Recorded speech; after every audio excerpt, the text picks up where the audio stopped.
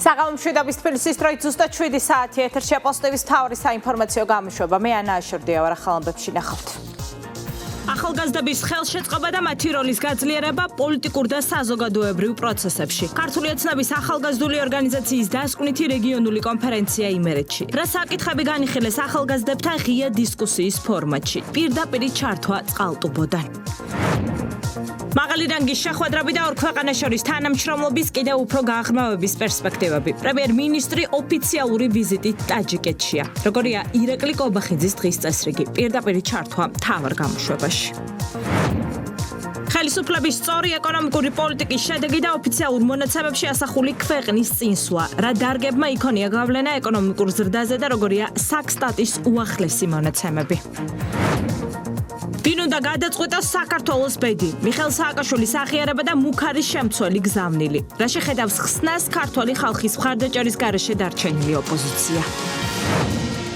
სტრატეგიული მნიშვნელობის ობიექტის ხელში ჩაგდების მცდელობა და ჯგუფურ ძალადობაში მონაწილეობა. 4 ოქტომბრის საქმეზე ბრალდებული 7 პირის სასამართლომ დამნაშავე ცნო. დეტალები მთავარ გამოშვებაში.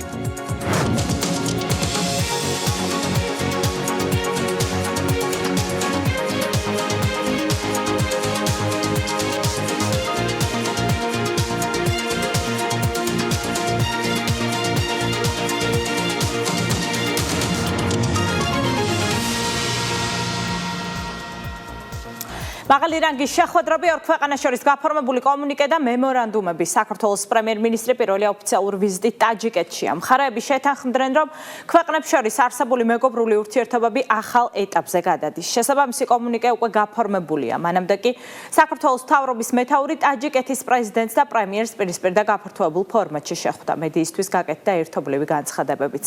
ლიდერებმა აქცენტი კავშირების გაძლიერებასა და იმ შესაძლებლობებზე გააკეთეს, რომლებიც ორივე ქვეყანას დამატებით სარგებელს მოუდანს. როგორია საქართველოს დელეგაციის დღის წესრიგი ტაჯიკეთში, დუშანბედან ნუცა კოროშინაძე გვერდება პირდაპირ ეთერში. ნუცა, გისმენთ. ისტორიაში პირველად საქართველოს დელეგაცია ტაჯიკეთის რესპუბლიკაში იმყოფება. საკმაოდ დატვირთული დღის წესრიგი ჰქონდა მთავრობის მეთაურს, მათ შორის გაიმართა შეხვედრები პრემიერ-მინისტრთან, პრეზიდენტთან, ხელი მოეწერა არაერთ მნიშვნელოვან დოკუმენტს, რომელიც ქვეყნებს შორის არსებულ ურთიერთობებს ახალ იმპულსს შეძენს. საქართველოსათვის მნიშვნელოვანია ცენტრალური აზიის ქვეყნებთან ურთიერთობები, რადგან მათთვის საქართველოს სატრანზიტო ქვეყანაა, რასაც ეკონომიკური დატვირთვა აქვს. დუშანბეს საერთაშორისო აეროპორტში საქართველოს მთავრობის მეთაურის დახვედრის ოფიციალური ცერემონია გაიმართა. ირაკლი კობახიძეს ტაჯიკი კოლეგა დახვდა. ორი ქვეყნის ჰიმნების შესრულებისა და დელეგაციების წარდგენის შემდეგ მთავრობის მეთაურებმა პირისპირ შეხვედრაზე გადაინაცვლეს, სადაც ორი ქვეყნის ურთიერთობების გაღრმავების საკითხები განიხილეს. ხაზი გაესვა უმაღლეს დონეზე განხორციელებული პირველი ვიზიტის მნიშვნელობას, რომელსაც ორმხრივი ურთიერთობები ახალ ეტაპზე გადაჰყავს. პირისპირ შეხვედრის შემდეგ მოლაპარაკებები გაფართოებულ ფორმატში გაგრძელდა, რომელშიც ორი ქვეყნის მთავრობის წევრები მონაწილეობდნენ. ტაჯიკეთის პრემიერმა საქართველოსთან მეგობრული ურთიერთობების გაღრმავების მზადყოფნა დაადასტურა. საქართველოს პრემიერმა კი კოლეგას დელეგაციის უმაღლეს დონეზე მასპინძლობისთვის მადლობა გადაუხადა.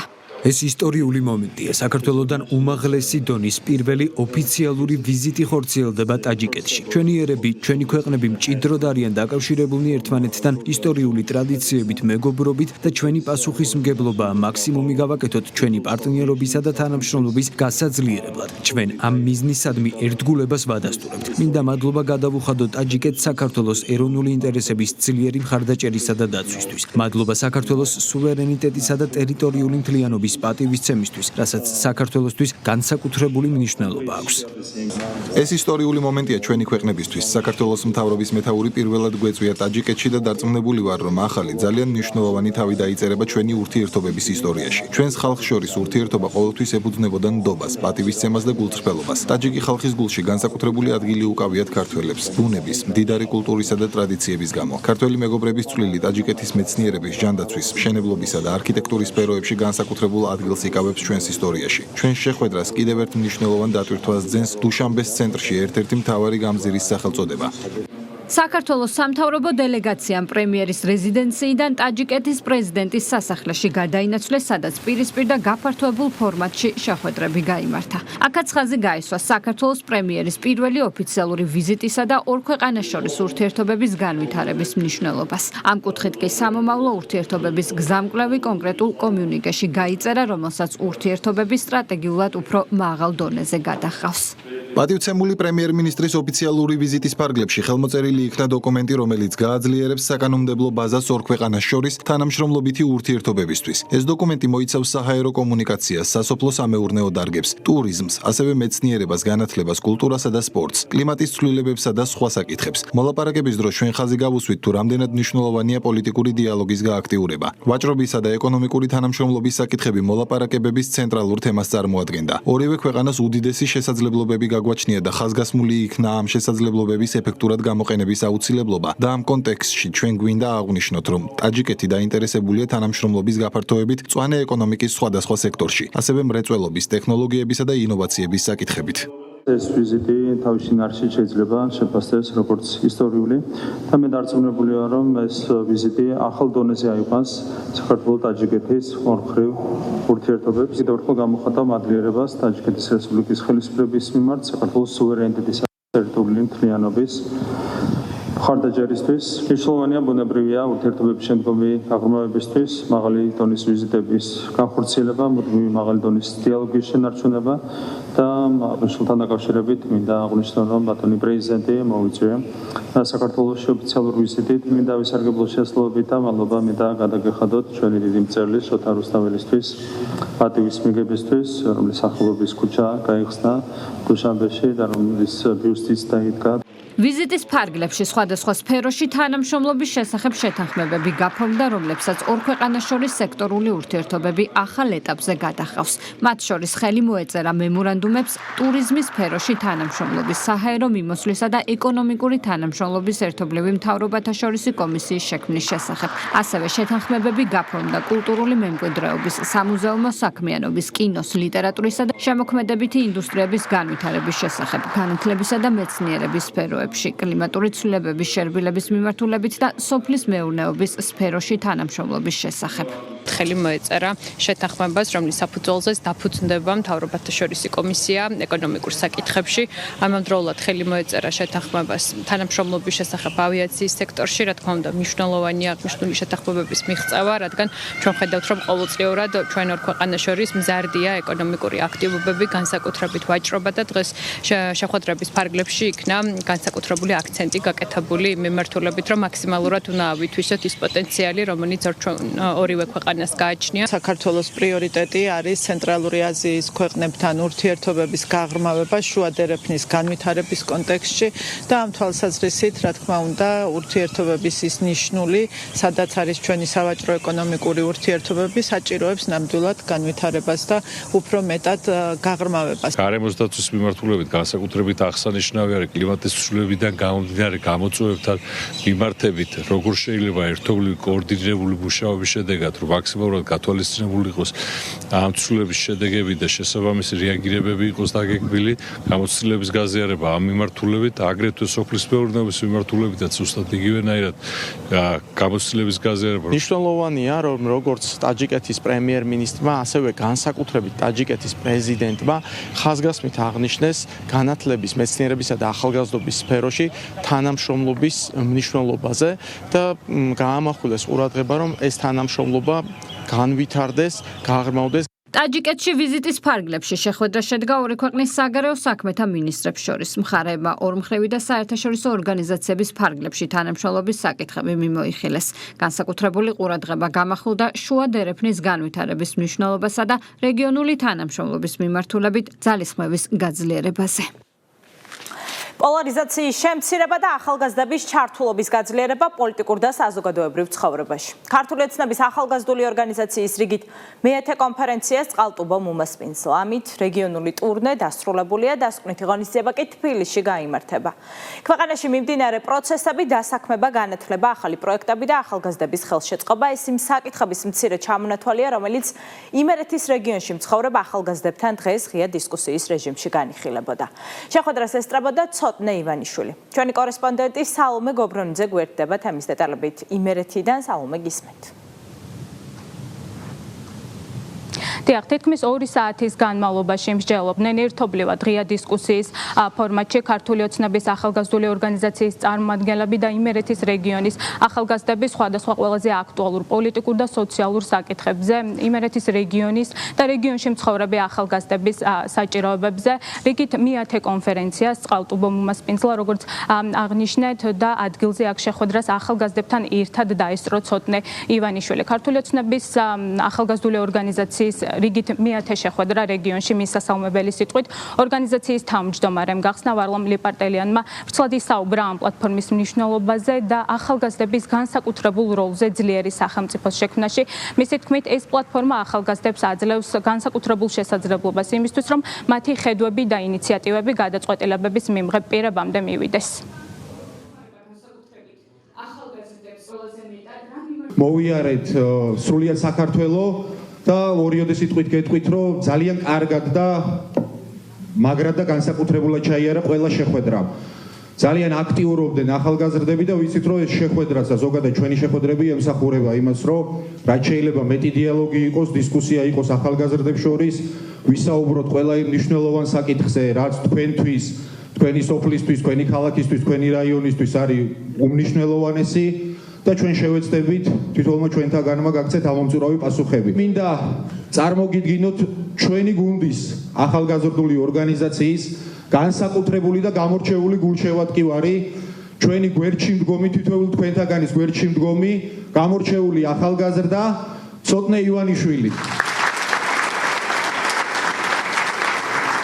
სოფლიოში უძლიერესი ადამიანი ლაშა ტალახაძე. ასევე გამორჩეული ადამიანი თავისი სპორტული მოღვაწეობით, თავისი მიღწევებით მინდა წარმოგიდგინოთ ვიქტორ სანიკიძე. ასევე მინდა წარმოგიდგინოთ ჩვენი განსაკუთრებული სტუმარი, ადამიანი, რომელმაც მთელი საქართველო აატირა მისი წარმატებით, მისი თავდაუზოგავი შრომით. მიხარია, რომ გვაქვს შესაძლებლობა, რომ ერთად ვისაუბროთ იმ საკითხებზე, რაც ახალგაზრდებს დღეს განსაკუთრებით აწუხებს. გვინდა რომ მოვისმინოთ თქვენი იდეები, თქვენი ხედვები, როგორ ფიქრობთ თქვენი რეგიონის იმერეთის განვითარებას და მე ერთი მხრივ ძალიან მიხარია, რომ დასაქმება დაასახელეთ ერთ-ერთ მთავარ პრიორიტეტად თქვენს რეგიონში, რადგან ეს ნიშნავს, რომ თქვენს რეგიონშივე გინდა დასაქმნეთ, თქვენ ქვეყანაში გინდა დასაქმნეთ და არ დატოვოთ თქვენი სამშობლო და ძალიან მნიშვნელოვანია, რომ ამ საკითხს ასახელებთ როგორც მთავარ პრიორიტეტად. ძალიან მოკლედ მინდა ვისაუბრო იმაზე, თუ როგორ გვეხმარება განსაკუთრებით ახალგაზრდებს სახელმწიფო რომ დავსაქმდეთ. მაგალითად, ეს არის სტაჟირების პროგრამები, რომლებიც აქტიურად ხორციელდება ასევე იმერეთის რეგიონში, ასევე ფუნქციონირებს დასაქმების სააგენტო, რომლის ფარგლებშიც თქვენ შეგიძლიათ შეიძინოთ ახალი უნარები, თქვენი პროფესია, დაიმკვიდროთ თავი და შეძლოთ, რომ თქვენი უნარები, თქვენი შესაძლებლობები მოახმაროთ თქვენ სამშობლოს. ამაზე მნიშვნელოვანი ვფიქრობ, რომ არაფერი არ არის რეგიონისთვის.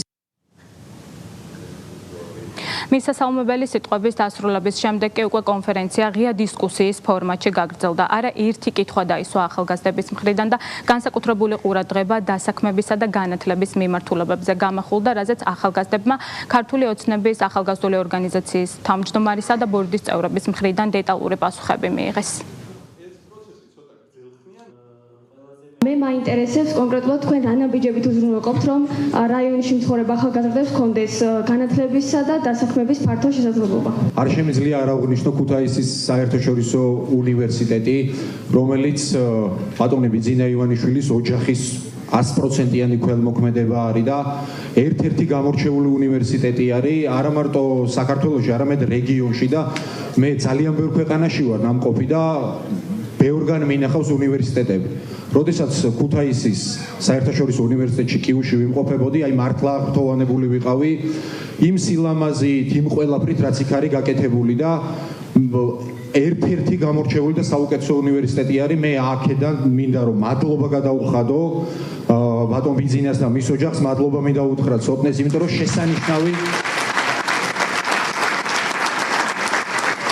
შესანიშნავი საქმე გაკეთდა ჩვენი ქვეყნისთვის. ისიც ვიცით, რომ თბილისი და ქუთაისი უნდა გახდნენ ცენტრები, რომ აი რაზეც თქვენ ისაუბრეთ, არ მოხდეს ადამიანების გადინება მასშტაბურად თბილისში და ერთ-ერთი ცენტრი იქნება ქუთაისში. ვიცით, რომ ახალი კამპუსის მშენებლობა ასევე დაგეგმილი, სამომავლოდ დაახლოებით მილიარდ ევროზე მეტის ინვესტიცია განხორციელდება ქუთაისის უნივერსიტეტში. ვიცით, რომ საცხოვრებლებია უამრავი მიმართულებით არის შესაძლებელი, რომ ადამიანებმა განათლება მიიღონ და მე ვფიქრობ, ეს უნივერსიტეტი ძალიან დაეხმარება აქაურობას, ამ რეგიონს და დარწმუნებული ვარ, რომ არაერთი სახელოვან, არაერთ პროფესორს, აკადემიკოსს და ჩვენი ქვეყნისთვის საუკეთესო მომავლის მქონე ახალგაზრდებს გამოსრდის ეს უნივერსიტეტი. დარწმუნებული ვარ, რომ თქვენს გექნებათ, ბევრ თქვენთაგანს ექნება ნანახი ეს უნივერსიტეტი და მე ვფიქრობ, მომავალში წლების მერე გაცილებით მეტად დავაფასებ თითოეული ჩვენთაგანი ამ ქველმოქმედებას. დღეს წყალტუბოში გამართულ შეხვედრას ასევე ესწრებოდნენ საპარლამენტო უმრავლესობის წევრები. ღონისძიების დასრულების შემდეგ მათ მედიასთან ამ პლატფორმის მნიშვნელობაზე ისაუბრეს. ასევე ღონისძიების დასრულების შემდეგ ჩვენ მოვისმინეთ ახალგაზრდების შეფასებებიც და მადლობა იმისთვის, რომ ქართულ რეალობაში ღია დისკუსია დაბრუნდა და რომ ახალგაზრდებს აქვთ შესაძლებლობა, რომ პირადად ჩაერთონ ყველა აქტუალური საკითხის განხილვაში.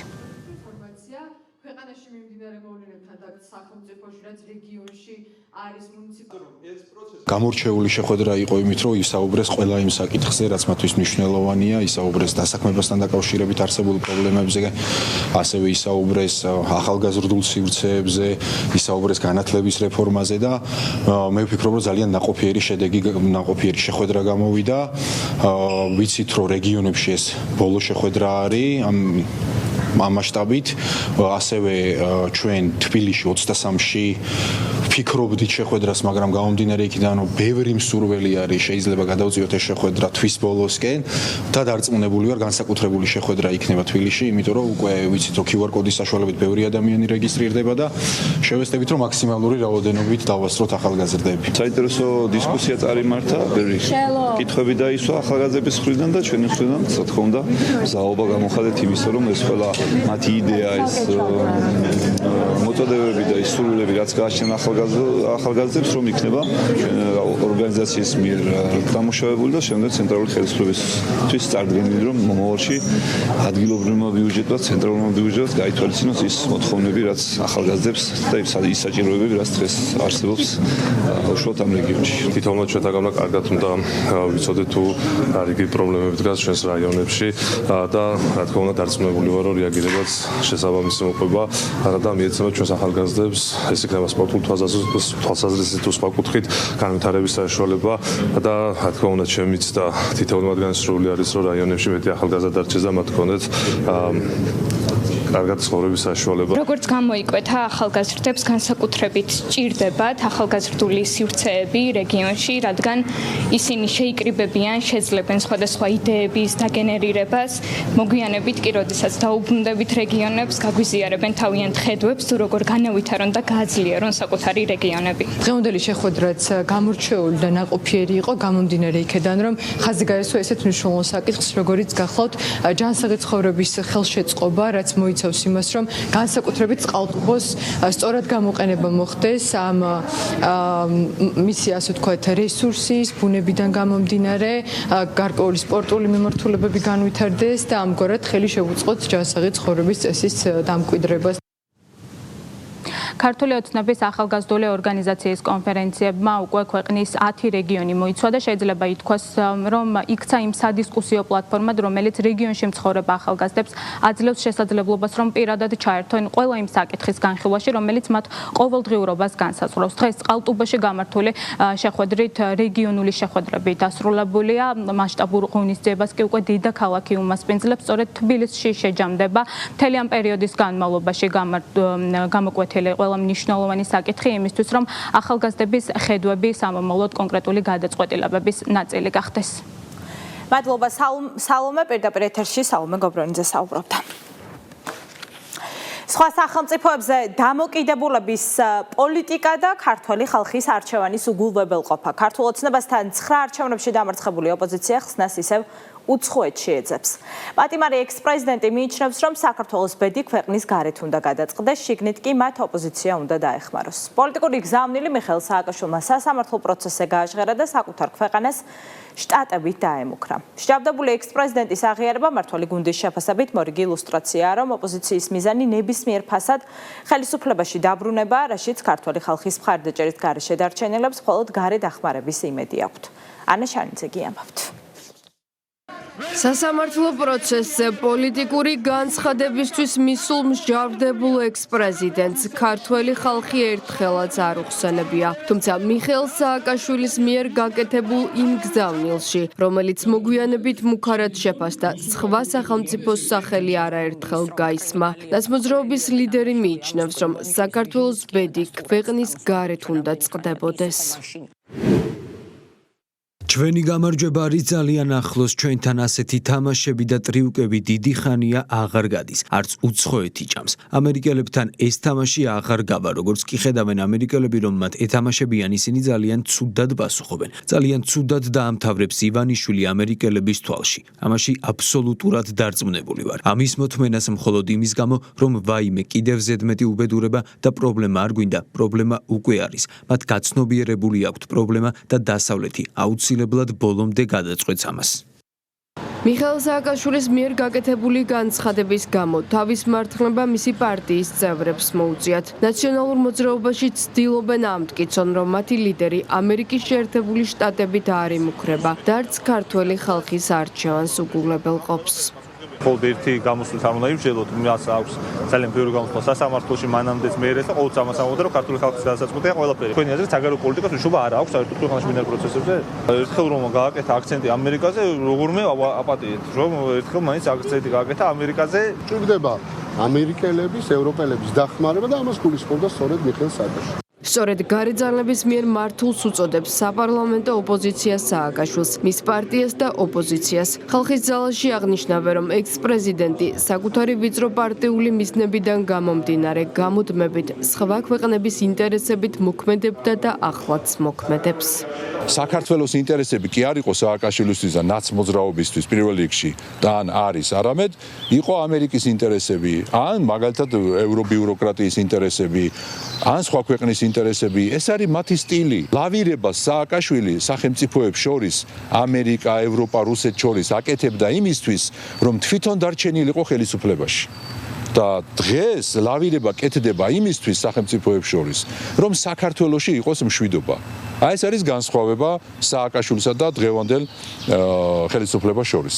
მიხეილ სააკაშვილის მიერ გაკეთებული განცხადება ანტიეროვნულად და მუქარად ფასდება სახელმწიფო გუნდში. ექს-პრეზიდენტის გზავნილი ქართული ოცნებისთვის მორიგი დადასტურებაა, რომ სააკაშვილისთვის მთავარი არა ქართველი ხალხი, არამედ გარედან მიღებული მითითებებია. მმართველ პარტიაში ამბობენ იმასაც, რომ ძალაუფლების დაბრუნებისთვის ექს-პრეზიდენტი ყველაფერზეა წამსვლელი.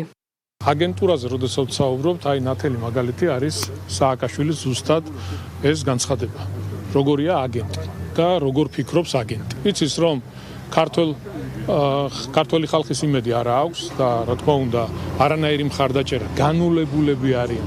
არა მარტო სააკაშვილი, მთლიანად ოპოზიცია განულებულები არიან.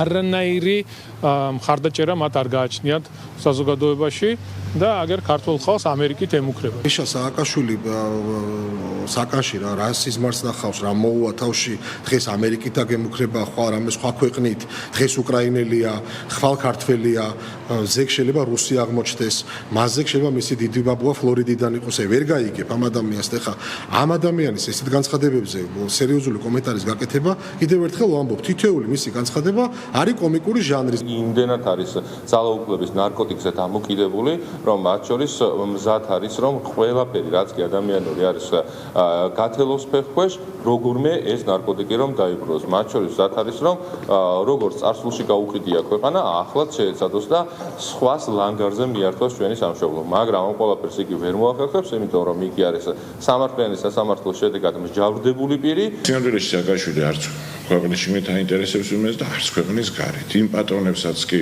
ვის ინტერესებსაც ის წარმოადგენდა და ვისი დავალებებით თუ მითითებებით უნდა საქართველოსთვის ბოლომდე გამოეთხარა ძირი, როგორც ჩანს, მათთვისაც უინტერესო უსარგებლო პერსონაჟად იქცა და ესეთია იმ ადამიანების ბედი, რომლებიც აგენტობას ირჩევენ. ქართული ოცნება მიხეილ სააკაშვილს და მის პოლიტიკურ გუნდს უცხოელ აქტორებზე დამოკიდებულებაში კარგი ხანია ადანაშაულებს. ახლა კი ექს-პრეზიდენტი ღიად აღიარებს, რომ ოპოზიცია ხსნას ისევ ქვეყნის გარედან ელის. ნაციონალური მოძრაობის უმძიმეს პოლიტიკურ კრიზისს უკვე მათი ლიდერი აღიარებს. პარტიის დასუსტება, ელექტორატის შემცირება, პარტიული კადრების გადინება და რეიტინგის ვარდნა. მიხეილ სააკაშვილს ნაცმოძრაობაში არსებული რთული ვითარების დეტალები სააშკაროზე გამოაქვს და აღიარებს იმასაც, რომ ამ მდგომარეობამდე პარტია მათ შორის მისი შეცდომების შედეგად მივიდა. ციხიდან გამოგზავნილ წერილში სააკაშვილი მოქმედი თავმჯდომარის ჩანაცვლების შესახებ მის გადაწყვეტილებასაც განმარტავს. პატიმარი ექს-პრეზიდენტი ბოკუ ჩავას პარტიული პასიურ გამოაკრიტიკებს, ჟორჟოლიანს კი ენერგიულობის გამოაქებს, თუმცა საბოლოოდ მიხეილ სააკაშვილი გარკვევით წერს, რომ პარტიის ლიდერობაზე პრეტენზია მას აქვს. თინა ბოკუჩავას შემდეგ ლიდერს გაემიჯნა ანა წითლიძეც, რომელმაც სააკაშვილი ერთპიროვნული გადაწყვეტილებების მიღებაში დაადანაშაულა და დაანონსა ისიც, ვიდრე კულუარული გადაწყვეტილებები არ დასრულდება, პარტია კრიზისში იქნება. სოსო ელისაშვილი გიამბობთ.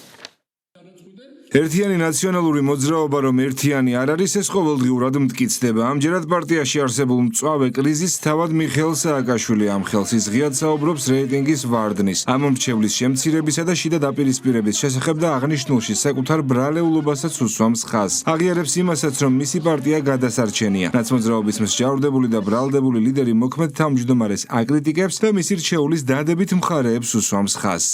მეგობრებო, მინდა განგიმარტოთ ჩემი გადაწყვეტილება ნანუკასთან დაკავშირებით უფრო დეტალურად. ამაზე უარეს მდგომარეობაში, როგორშიც დღესაა ერთიანი ნაციონალური მოძრაობა, უბრალოდ ვერ აღმოჩნდება. პარტიაში არის უმძიმესი კრიზისი. ENM-მა დაკარგა თავისი რეგიონული ბირთვის 70%. ნაწილობრივ ღალატის, რეჟიმის შარების და ასევე შეცდომების გამო, მათ შორის ჩემი შეცდომების. ვიღაცა ზედმეტად ვენდე, ვიღაცა შეიძლება გავანაწყენე. განსაკუთრებით ბოლო პერიოდში, მიუხედავად ჩემი რეიტინგის მკვეთრი ზრდისა, ENM-ის რეიტინგი ადგილს ტკეპნის. პრაქტიკულად გაწყდა ბმა ჩემსა და ENM-ის საზოგადოებრივ აღქმას შორის. უკვე მრავალი თვეა არ გამართულა ENM-ის პოლიტსაბჭო. პარტიის მოქმედ თავმჯდომარეს და ლიდერშიპის ბირთვის 90% შორის საერთოდ არ იყო კომუნიკაცია. პარტია საერთოდ აღარ ასხივებდა, რომ შეუძლია ხელისუფლების შეცვლა. აღარ ქმნიდა პოლიტიკურ დღისწესრიგს და მხოლოდ ჩრდილი დარჩა ძველი სიძლიერის. ნანუკას თემაზე რამდენიმე თვე ვფიქრობდი. მას აქვს ენერგია, გამოცდილება, ხალხთან კომუნიკაციის ნიჭი, ხალხის უკან მოbrunების უნარი, რაც ახლა ყველაზე მეტად გვჭირდება. თინას ძლიერი მხარე არის საჯარო გამოსვლები და საერთაშორისო ურთიერთობები. ამიტომ კარგი იქნებოდა, რომ თანათავმჯდომარეობა გამოსულიყო, მაგრამ მან ზედმეტად მტკივნეულად მიიღო ნანუკას მოსვლა. თან იმ პირობებში, რომ ივლისში ისედაც უმთავრდებოდა ვადა. მე მაქვს პრეტენზია ამ პარტიის ლიდერობაზე.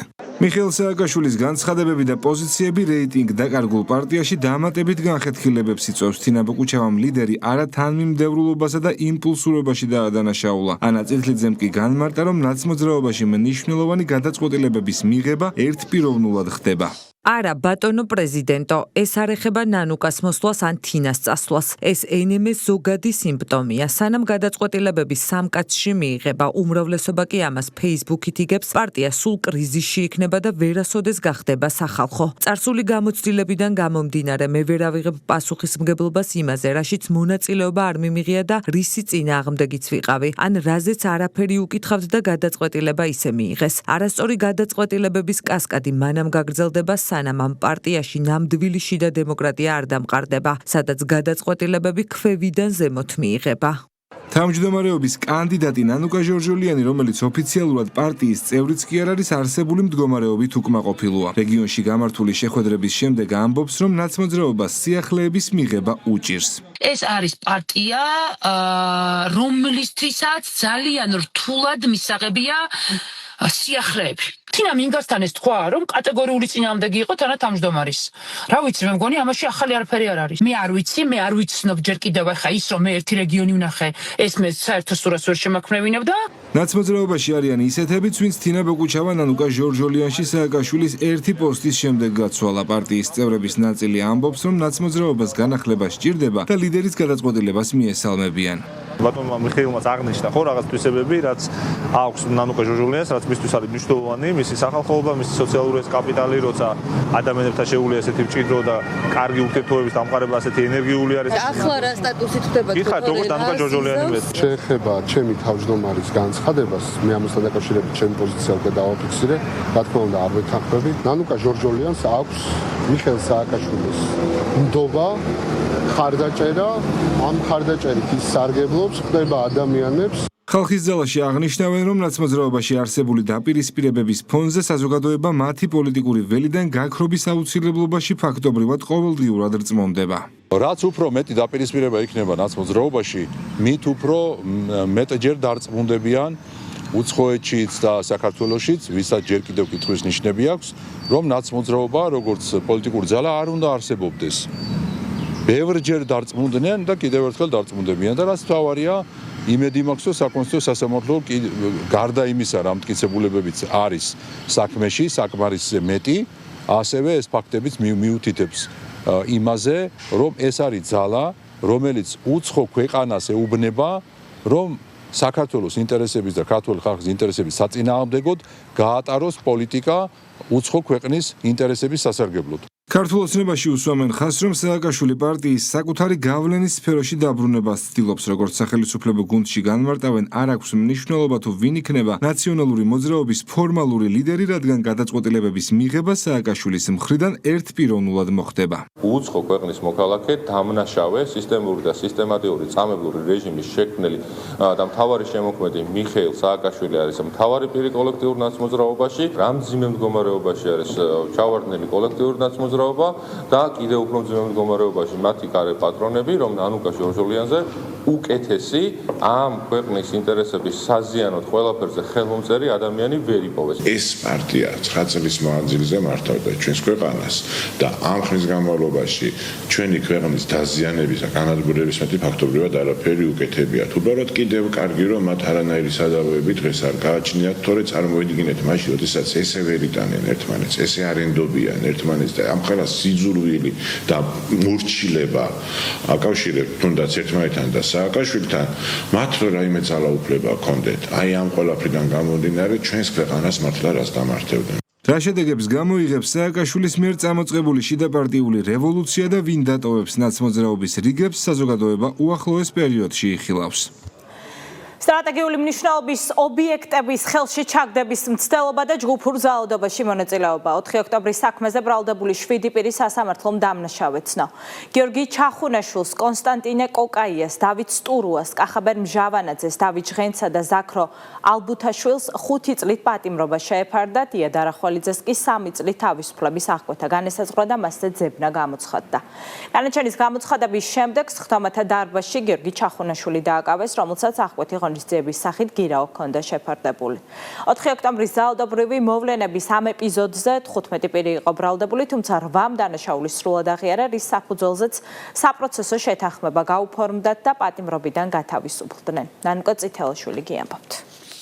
კონსტანტინე კოკაია, კახაბერ მჟავანაძე, ზაქრო ალბუთაშვილი, დავით სტურუა, დავით ჟღენტი, გიორგი ჩახუნაშვილი და ია დარახველიძე 9 თვიანი განხილვა დასრულებულია. ხელისუფლების დამხობის მცდელობის ძალადობრივ პროცესებში მონაწილეები სასამართლომ დამნაშავედ ცნო. 6 მათგანს 5 წლით, ხოლო ია დარახველიძეს 3 წლით თავისუფლების აღკვეთა მიესაჯათ. სხდომათა დარბაზშივე დააკავეს გიორგი ჩახუნაშვილი, ის გირაოს სანაცვლოდ თავისუფლებაზე იმყოფებოდა. გირაო ჰქონდა შეფარდებული ია დარახველიძესაც, რომელიც განაჩენის გამოცხადებას არ დაესწრო. გავრცელებული ინფორმაციით დარახველიძეს საზღვარგარეთ იმყოფება, მასზე ძებნა უკვე გამოცხადებულია. საბოლოო ვერდიქტამდე ბრალდებულებმა დასკვნითი სიტყვებით ისარგებლეს, თქვეს რომ ბრალს არ ეთანხმებიან. მეტიც მოსამართლესა და პროკურორზე ზეწოლაც სცადეს.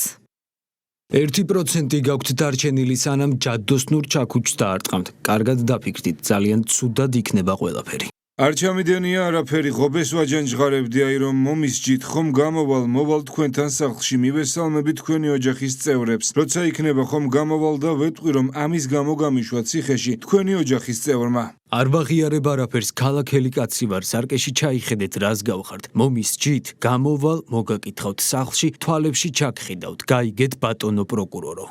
4 ოქტომბრის ძალადობრივ მოვლენებში მონაწილეების ადვოკატები სასამართლო გადაწყვეტილებას უსამართლოს უწოდებენ და მის გასაჩივრებას ზემდგომ ინსტანციაში აპირებენ.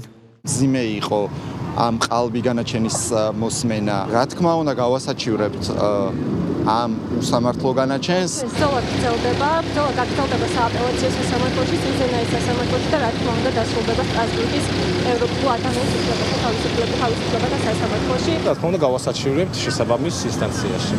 4 ოქტომბრის ძალადობრივი მოვლენების ამ ეპიზოდს 15 ბრალდებული ჰყავდა, საიდანაც 8 ბრალი აღიარა და მოინანია ჩადენილი დანაშაული. შესაბამისად ისინი საპროცესო შეთანხმების საფუძველზე პატიმრობიდან გათავისუფლდნენ. პროკურატურა ამბობს, რომ მრავალტომიან საქმეში დევს მყარი მტკიცებულებები, მათ შორის მსჯავრდებულების მიერ ძალადობრივ პროცესებში მონაწილეობის ამსახველი ვიდეო ჩანაწერები, რომელიც მათ მიერ ჩადენილ დანაშაულს ადასტურებს. სასამართლომ სრულად გაეზიარა ბრალდების მხარის მიერ წარდგენილი მტკიცებულებები, მათ შორის ის ვიდეო ჩანაწერები, სადაც ჩანდა მათ მიერ განხორციელებული დანაშაულებრივი ქმედებები და სრულად ცნო დანაშაული წარდგენილ ბრალდებებში.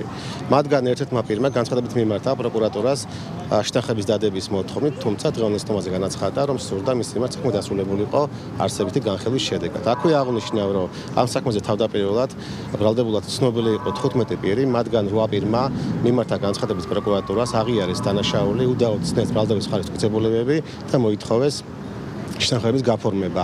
თითოეული მათგანის განცხადება დაკმაყოფილდა და შეთანხმების შუამდგომლობის საფუძველზე მათ სასჯელის სახით და ზომად განისაზღვრათ 3 წლით თავისუფლების აღკვეთა, რაც შეეთვალათ პირობის მსჯავრად. 7 მსჯავრდებულის განაჩენის შემდეგ ოპოზიციის აქტივისტები 4 ოქტომბრის ძალადობრივი პროცესების ორგანიზატორებს დაუპირისპირდნენ. დავით ჩხეიძემ იმდროინდელი მოვლენები გაიხსენა და თქვა, რომ აქციის მონაწილეებს გარდაუვალ გამარჯვებაში არწმუნებდნენ, სინამდვილეში კი 4 ოქტომბერი ხაფანგი იყო. პოსტის ქვეშ კომენტარებში წერს ანდრო ჭიჭინაძის დედაც, რომელიც ჩხეიძეს ეთანხმება.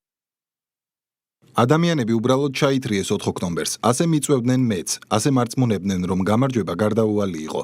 არ ესმოდათ, როდესაც ვეუბნებოდი, რომ ეს იყო მახე, რადგან ადამიანებს ამუშავებდნენ. 7 მსჯავრდებულს ბრალად სტრატეგიული მნიშვნელობის ობიექტის ხელში ჩაგდების მცდელობა და ჯგუფურ ძალადობაში მონაწილეობა ეტებოდათ. ორივე მუხლში ისინი გამტყუნდნენ. 4 ოქტომბრის ძალადობრივ პროცესებში მონაწილეობისთვის საერთო ჯამში პასუხისგებაში 64 პირი მიეცა, საიდანაც 22 მათგანმა ბრალი აღიარა და საპროცესო შეთანხმების საფუძველზე გათავისუფლდა. აღნიშნული საქმის სხვა ეპიზოდებზე კი საქალაქო სასამართლოში განხილვები გრძელდება. საგზაო დარღვევებთან დაკავშირებით ჯარიმები მცირდება, გადაწყვეტილება სამთავრობო გუნდში გამართული კონსულტაციების შედეგად მიიღეს. სამართალ დარღვევებთა კოდექსში შესატან ცვლილებებს ქართული ოცნება პარლამენტს საგაზაფხულო სესიის დახურვამდე წარუდგენს. ახალი რეგულაციები სიჩქარის გადაჭარბებისთვის დაწესებულ ადმინისტრაციულ სანქციებს შეეხება. პასუხისმგებლობა დარღვევის სიმძიმის შესაბამისად განისაზღვრება, ხოლო მკაცრი სანქციები მხოლოდ მაღალი რისკის შემცველ შემთხვევებზე შენარჩუნდება. გადაწყვეტილების მთავარი მიზანი მოქალაქეებისთვის ფინანსური ტვირთის შემსუბუქებაა, თუმცა იმ პირობის გათვალისწინებით, რომ შენარჩუნდება საგზაო უსაფრთხოების მაღალი სტანდარტი. თეკლა ბესტავაშვილი გიამბობთ. სიჩქარის გადაჭარბებაზე დაწესებული ჯარიმები მცირდება. ადმინისტრაციულ სამართალ დარღვევათა კოდექსში დაგეგმილი ცვლილებების მიხედვით სანქციების სისტემა უფრო დიფერენცირებული გახდება. ინიციატივის შესახებ დღეს გამართულ ბრიფინგზე საპარლამენტო უმრავლესობის ლიდერმა ისაუბრა. ცვლილებების თანახმად შედარებით ნაკლები გადაჭარბებისთვის ჯარიმები შემცირდება, თუმცა მაღალი საზოგადოებრივი საფრთხის შემცველი დარღვევებისთვის მკაცრი სანქციები ძალაში დარჩება. 15 კმ/სთ-ზე მეტი, მაგრამ არაუმეტეს 30 კმ/სთ სიჩქარის გადაჭარბებისთვის ჯარიმა ნაცვლად 100 ლარისა, განისაზღვრება 50 ლარით. 30 კმ/სთ-ზე მეტი, მაგრამ არაუმეტეს 40 კმ/სთ სიჩქარის გადაჭარბებისთვის რჩება 100 ლარის ოდენობით ჯარიმა. მეს მიდგომა უზრუნველყოფს სამართალდარღვევის სიმძიმისა და დაკისრებული პასუხისმგებლობის პროპორციულობას, ხოლო მაღალი საზოგადოებრივი საფრთხის შემცველი ქმედებისთვის, კერძოდ 50 კმ/სთ-ზე მეტი სიჩქარის გადაჭარბებისთვის მკაცრი სანქცია ძალაში რჩება. შინაგან საქმეთა სამინისტროში განმარტავენ, რომ ცვლილებების მთავარი მიზანი საგზაო უსაფრთხოებისა და პროპორციული პასუხისმგებლობის ბალანსის დაცვა. სამინისტროში აცხადებენ, რომ გაგრძელდება საგზაო უსაფრთხოების მექანიზმების შეფასება და საჭიროების შემთხვევაში დამატებითი ცვლილებებიც განიხილება. შინაგან საქმეთა სამინისტრო საგზაო მოძრაობის მონაწილეებს მოუწოდებს, რომ მათივე უსაფრთხოებისთვის დაიცვან საგზაო მოძრაობის წესები. ჯარიმა თვითმიზანი არ არის, მიზანი არის უსაფრთხოების უზრუნველყოფა. მნიშვნელოვანია, რომ უზრუნველყოფილი იყოს საგზაო მოძრაობის მონაწილეების მხრიდან უსაფრთხო ქცევა. წყოლების ნაწილი მიიჩნევს, რომ შემცირებული ჯარიმები მათთვის გარკვეული შეღავათი იქნება. ნაწილი კი ფიქრობს, რომ საგზაო უსაფრთხოების საკითხებში სანქციების შემსუბუქებას სიფრთხილით უნდა მოეკიდონ. ამბობენ, რომ მნიშვნელოვანია ნებისმიერი ცვლილება პირველ რიგში უსაფრთხო მოძრაობას ემსახურებოდეს. კარგია, შვილო, აბა მარა არის, ეხლა ვწავლობთ, ვიტანჯებით. შენ როგორც გინდა იფრთხილო, სხვა მაინც დაგაშავებინებს. ხوار დაეჯახები, ხوار დაამტვრებ და. ანუ გიხარიან. გიხარიან, ამას ყველას გიხარიან შოფრებს. თავისთავად ხარია, გაგვიხარდება ყველას. ვარდომე კი არა. აი მასაც გაუხარდება. ყველას უხარია მძღოლებსო, გადიან და გამოდიან, რომ ჯარიმების ფასმა დაიკლო ჩემო გარგო. არ ვიცი დაიკლო თუ არა და თუ დაიკლებს მოგესალმებით მეგობრებო დღეს ჯარიმების ფასმა რომ დაიკლო ძალიან გაგვიხარდა. დაგეგმილ ცვლილებებს პარლამენტი დაჩქარებული წესით განიხილავს. როგორ უნდა აღადგინოს ევროკავშირმა კრემლთან დიალოგი და ვინ უნდა იყოს მთავარი შუამავალი? ორბანაკად დაყოფილი ევროპელი ლიდერები და ბრიუსელში გამართული შეხვედრა, რომელმაც დაძაბულობის ფონზე ჩაიარა. ევროპული საბჭოს დახურულის ხდომის კულუარულ ინფორმაციებს საერთაშორისო მედია აქვეყნებს. ირკვევა, რომ ევროპული საბჭოს პრეზიდენტმა მოსკოვთან მოკლე დიპლომატიური კონტაქტები დაამყარა, რასაც საფრანგეთის პრეზიდენტი და გერმანიის კანცლერი დაუპირისპირდნენ. პოლიტიკოს ცნობით მაკრონი და მერცი თვლიან, რომ პუტინთან პირდაპირ საუბრის დრო ჯერ არ არის, თუმცა გადამწყვეტ მომენტში მოლაპარაკებებს სათავეში საფრანგეთი, გერმანია და გაერთიანებული სამეფო უნდა ჩაუდგნენ. მეორე ბანაკი კი მიიჩნევს, რომ ევროკავშირის სახელით მოქმედების უფლება მხოლოდ ევროპული საბჭოს პრეზიდენტს უნდა ჰქონდეს. საკითხი კიდევ უფრო აქტუალური მას შემდეგ გახდა, რაც ამერიკის შეერთებული შტატების პრეზიდენტმა ირანთან დროებითი სამშვიდობო შეთანხმება გააფორმა და მიანიშნა, რომ ყურადღებას კვლავ უკრაინისკენ მიმართავს. ქეთი მამრიკიშვილი გიამბობთ. ევროპელ ლიდერებს შორის დაწყებული ბრძოლა გავლენებისთვის და გადაწყვეტილების მიღების სტატუსის მოპოვებისთვის უთანხმოებაში გადაიზარდა. დახურულ კარს მიღმა ტელეფონების გარეშე უკრაინის შესახებ გამართულმა მსჯელობამ დაძაბულობის ფონზე ჩაიარა. ევროპული საბჭოს სამიტის პირველი დღის კულუარულ ინფორმაციებზე საერთაშორისო მედია წერს. უკრაინული მედიის ინფორმაციით, ევროპული საბჭოს პრეზიდენტმა კრემლთან მოკლე დიპლომატიური კონტაქტები დაამყარა. საკუთარ ოფისს კი რუსეთთან დიპლომატიური არხის გახსნა დაავალა. ამის შესახებ ინფორმაცია ანტონიო კოშტამ ევროპელ ლიდერებს სწორედ დახურულ შეხვედრაზე მიაწოდა, თუმცა გამოცემა პოლიტიკო წერს, რომ გადაწყვეტილებას საფრანგეთის პრეზიდენტი და გერმანიის კანცლერი დაუპირისპირდნენ. მაკრონი და მერცი თვლიან, რომ პუტინთან პირდაპირ საუბრის დრო ჯერ არ დამდგარა, თუმცა გადამწყვეტ მომენტში მოლაპარაკებებს სათავეში საფრანგეთი, გერმანია და გაერთიანებული სამეფო უნდა ჩაუდგნენ. რუსეთის მიმართ განსაკუთრებით მკაცრი პოზიციის მქონე ქვეყნების ლიდერებმა მაკრონისა და მერცის პოზიციას დაუჭირეს მხარი. ესტონეთის პრემიერ-მინისტრის თქმით, ევროკავშირმა მოლაპარაკებებში შუამავლის როლი არ უნდა იკისროს. მოსაზრება, რომ საჭირო ალტერნატიული არხები ან საიდუმლო დიპლომატიური გზები მცდარია. ისტორია გვაძლევს მკაფიო გაფრთხილებას, რა შედეგები მოაქვს დიქტატორებთან ალტერნატიული მოლაპარაკებების ფორმატებს. ლიდერების ნაწილი პუტინთან დიალოგის აღდგენის მომხრეა. ამასთან მეორე ბანაკი მიიჩნევს, რომ ევროკავშირის სახელით მოქმედების უფლება მხოლოდ ევროპული საბჭოს პრეზიდენტს უნდა ჰქონდეს. მე ყოველთვის ვამბობდი, რომ მოლაპარაკებებს და დიალოგის არხების არსებობას უჭერ მხარს, რადგან ნებისმიერი მშვიდობა მოლაპარაკებებით იწყება. ჩემთვის მნიშვნელოვანია, რომ მოლაპარაკება შედგეს დიალოგის მიმართ პოზიტიური დამოკიდებულება მაქვს. პარალელურად ევროპელმა ლიდერებმა რუსეთზე წნეხის გაზრდის საკითხი განიხილეს. მათ შორის სანქციების ახალი რიგით 21 პაკეტი, თუმცა ირკვევა, რომ ამ საკითხზეც არ არის ერთსრულოვნება. ბულგარეთის პრემიერის თქმით, ოფიციალური სოფია რუსეთის წინააღმდეგ ევროკავშირის ახალი სანქციების პაკეტს ვეტოს დაადებს, რადგან სანქციებმა შეიძლება უარყოფითი გავლენა მოახდინოს ბულგარეთის ეკონომიკაზე. ბულგარეთმა უკვე გამოთქვა გარკვეული ეჭვები ამ სანქციებთან დაკავშირებით, რადგან ჩვენ უკვე გამოვხატეთ ჩვენი პოზიცია, რომ არ დავუშვებთ სანქციებს, რომლებიც ზიანს აყენებს და საფრთხეს უქმნის ბულგარეთის ეკონომიკას. აქ შემიძლია მიუთითო რისკი ლუკოილის ფუნქციონირებისთვის. შემიძლია მიუთითო რისკები დედაქალაქის მეტროს სათადარიგო ნაწილებით მომარაგებისთვის. ჯვაროსნული ლაშქრობების ეპოქა დიდი ხანია დასრულდა. ეს ომი უკვე გასცდა სანგრებს. ის ცილდება ეკონომიკასა და ენერგეტიკას. ჩვენ ვხედავთ მის გავლენას კულტურასა და სპორტზე და ახლა რაც რჩება არის ის, რომ რელიგიაც მოიცვას. 18 ივნისის სამიტზე შედგა უნგრეთის ახალი პრემიერის დებიუტი. ევროპული საბჭოს შენობაში ვიქტორ ორბანის ნაცვლად პიტერ მადიარის გამოჩენამ ევროპელებში გააჩინა მოლოდინი, რომ ბუდაპეშტი ბრიუსელის ურთიერთობებში ახალი ეტაპი დაიწყება დაძაბულობის გარეშე. ამის წინაპირობად მადიარის გადაწყვეტილებები აღიქმება, რომელმაც წინა მორბედისგან განსხვავებით უკრაინისთვის თანხის გამოყოფასა და ევროკავშირში გაწევრიანებას მწვანე შუქი აუნთო, თუმცა სამიტის დაწყებამდე გაკეთებული განცხადებებით ირკვევა ისიც, რომ ბუდაპეშტი ეწინააღმდეგება დაჩქარებული გაწევრიანების პროცესს. მეტიც, პიტერ მადიარის ინიციატივით ევროპული საბჭოს სამიტის პირველი დღის შემდეგ მიღებული დოკუმენტიდან ევროკავშირში უკრაინის სწრაფი გაწევრიანების შესახებ ჩანაწერი ამოიღეს. ჩვენ გვაქვს ეჭვები ყველა სხვა მოლაპარაკების თავის გახსნასთან დაკავშირებით პირველი ჯგუფის გახსნის შემდეგ და ჩვენ ამაში მარტო არ ვართ. არიან სხვა წევრი სახელმწიფოებიც, რომლებიც იგივეს ამბობენ. ჩვენ მხარს ვუჭერთ დამსახურებაზე დაფუძნებულ, შესრულებაზე დაფუძნებულ გაწევრიანების პროცესს.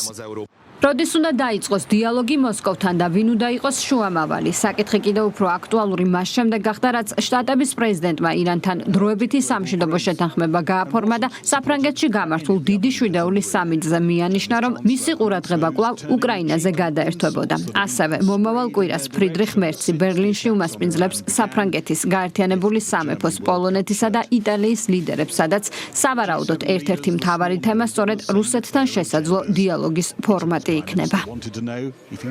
ხელისუფლების სწორი ეკონომიკური პოლიტიკის შედეგი და ციფრებში ასახული ქვეყნის წინსვლა გლობალური გამოწვევების მიუხედავად საქართველოს სტაბილურ განვითარებას განაგრძობს.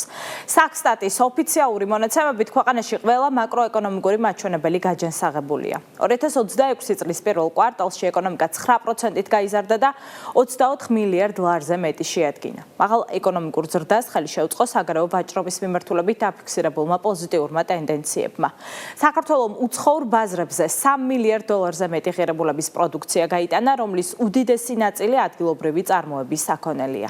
რა დარგებმა იქონია გავლენა ეკონომიკურ ზრდაზე და როგორია მთავრობის ეკონომიკური გუნდის პოლიტიკა, ნინო სალუქვაძე გიამბობთ. საქართველოს ეკონომიკა ზრდას განაგრძობს. სტატისტიკის ეროვნული სამსახურის მონაცემებით წინა წელთან შედარებით ეკონომიკა 9%-ით არის გაზრდილი. 2026 წლის პირველ 3 თვეში მთლიანი შიდა პროდუქტის მოცულობა მიმდინარე ფასებში 24 მილიარდ ლარზე მეტი შეადგინა. დღეისათვის ქვეყნის ეკონომიკაში ყველაზე დიდი წილი ისევ ვაჭრობას და ტექნოლოგიებს უჭირავს. 2026 წლის პირველ კვარტალში მთლიანი შიდა პროდუქტის მოცულობა მიმდინარე ფასებში 24 მილიარდ 775 მილიონი ლარით განისაზღვრა, ხოლო წინა წლის ანალოგურ პერიოდთან შედარებით რეალური მთლიანი შიდა პროდუქტის ზრდამ 9% შეადგინა. ზრდის მიმართულებით მნიშვნელოვანი წვლილი შეიტანა ინფორმაციისა და კომუნიკაციების დარგმა 36%-ით, ტრანსპორტისა და დასაწყობების დარგმა 18%-ით და ვაჭრობის დარგმა 5.5%-ით. ეკონომიკურ ზრდასთან ერთად გაზრდილია საგარეო ვაჭრობაც. მიმდინარე წლის პირველ 5 თვეში საქართველომ საზღვარგარეთ 3 მილიარდ დოლარზე მეტი ღირებულების პროდუქტი გაყიდა. ექსპორტის უდიდესი ნაწილი საქართველოში დამზადებული საქონელია. ადგილობრივი პროდუქციის გაყიდვები 66.1%-ით არის გაზრდილი, რაც ნიშნავს, რომ ქართული წარმოება თანდათან ძლიერდება და ჩვენი პროდუქცია საერთაშორისო ბაზარზე უფრო კონკურენტუნარიანი ხდება. ზრდაში ყველაზე დიდი წვლილი ნავთობპროდუქტებს, ლითონებსა და მადნებს მიუძღვით. მთავარი საექსპორტო პარტნიორები კი ყირგიზეთი, ჩინეთი და აზერბაიჯანი არიან. მთავრობის ეკონომიკურ გუნდში აცხადებენ, რომ მაღალი ეკონომიკური ზრდის ტემპის შესანარჩუნებლად მუშაობა აქტიურად გრძელდება. ყურადღებას ეკონომიკური განვითარების კორპორაციაზე ამახვილებენ, რომელიც სახელმწიფო საწარმოების ეფექტურობის გაზრდასა და ახალი ინვესტიციების მოზიდვაზეა ორიენტირებული. ეკონომიკის კიდევ უფრო გასაძლიერებლად მთავრობა გეგმავს მსხვილი ინფრასტრუქტურული პროექტების დაჩქარებას, რაც ქვეყანაში დამატებით სამუშაო ადგილებს შექმნის.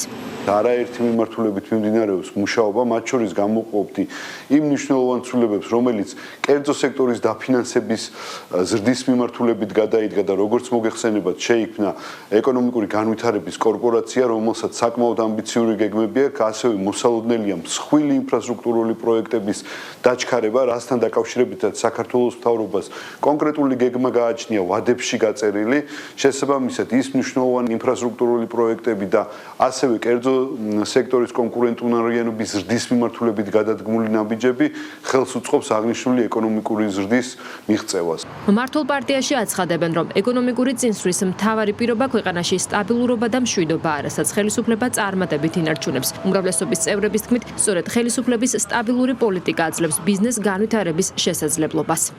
ქართული ოცნებისა და ჩვენი საზოგადოების ძალისხმევით ჩვენ შევინარჩუნეთ მშვიდობა ჩვენს ქვეყანაში და ეს მშვიდობა არის დღეს ძალიან ძლიერი. და სწორედ ამან განაპირობა ეს ეკონომიკური ზრდა და ის დადებითი მაჩვენებელი, რაც დინამიკაში თვითონ თვემდე იზრდება.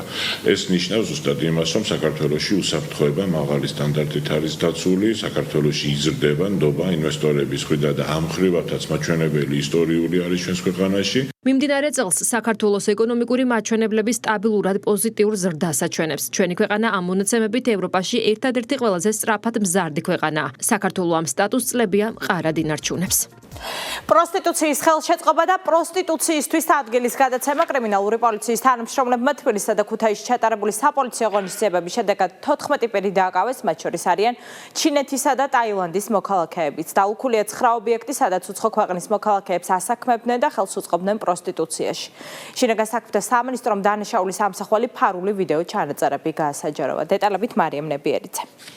80 ვარი 20 წუთი. ორგანიზებული დანაშაულის სქემა გაშიფრულია თბილისსა და იმერეთის რეგიონში ერთდროულად 9 ობიექტზე. სამართალდამცველებმა საპოლიციო ღონისძიება ჩაატარეს. პროსტიტუციის ხელშეწყობისა და პროსტიტუციისთვის ადგილის გადაცემის ფაქტზე საქართველოს, ჩინეთისა და ტაილანდის 14 მოქალაქეა დაკავებული. ობიექტების მფლობელები და ადმინისტრატორები პროსტიტუციაში ჩართულ ქალებს თბილისის ცენტრალურ უბნებში, მარჯანიშვილის, აღმაშენებლისა და წინამძღვრიშვილის ქუჩებზე მდებარე ობიექტში ფართებს გარკვეული თანხის სანაცვლოდ გადასცემდნენ. კრიმინალური პოლიციის თანამშრომლებმა ოპერაციის ფარგლებში ფარული ვიდეო კადრები მოიპოვეს, რომელშიც დაკავებულების დანაშაულებრივი სქემა დასტურდება. ახლა აღნიშნული ვიდეო ჩანაწერების საქმეში მთავარი მტკიცებულებაა.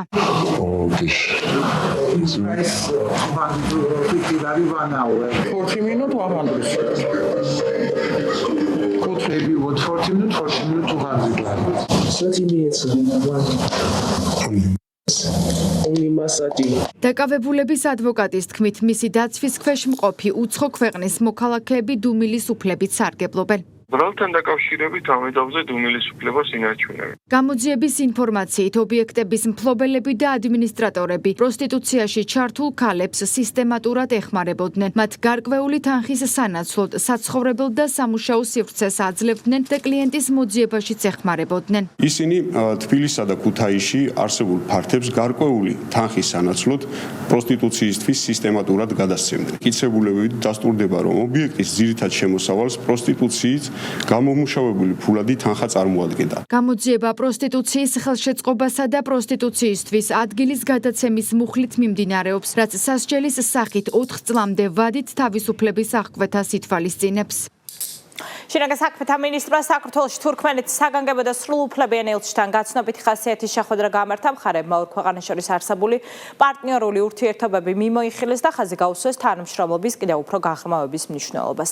სულხან თამაზაშვილმა ყურადღება გაამახვილა საქართველოსა და თურქმენეთის სამართალდამცავ უწყებებს შორის მჭიდრო და ეფექტიან კავშირებზე. საუბარი შეეხებოდა სამომავლო გეგმებსაც, რაც ხელს შეუწყობს ორმხრივი ურთიერთობების კიდევ უფრო განმტკიცებას.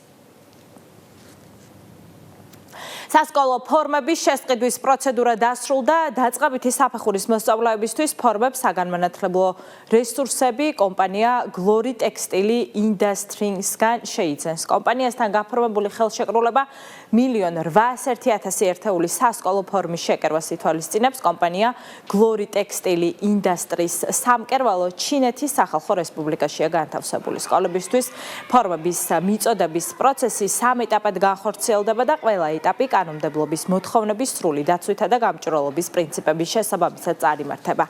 ჯანსაღი და ორგანიზებული სასწავლო გარემოს შექმნის მიზნით 2026-2027 სასწავლო წლიდან დაწყებითი საფეხურის მოსწავლეებისთვის სასკოლო ფორმის ტარება სავალდებულო ხდება.